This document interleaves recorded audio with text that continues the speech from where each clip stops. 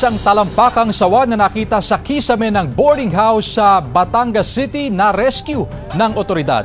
Ang detalye sa report ni Denise Abante ng GMA Regional TV Balitang Southern Tagalog.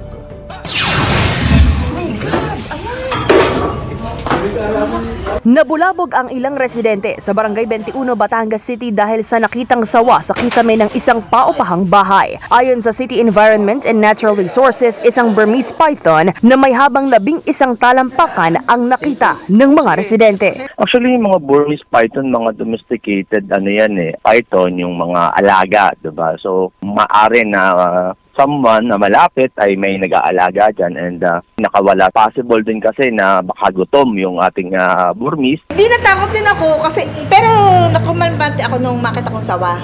Dahil kung yun italbos dubo o kaya ikobra, matatakot ako. Baka pumasok din Manlilingkis na yun, ay ang haba Agad namang rumesponde ang mga kawani ng Batangas City RRMO sa lugar para i-rescue ang nakitang sawa. Ayon sa mga rescuer, agresibo ito nang madatnan nila sa lugar. Na-turn over na ito sa City Environment and Natural Resources para sa tamang disposisyon. Mula sa GMA Regional TV Balitang Southern Tagalog, Denise Abante, nagbabalita para sa GMA Integrated News.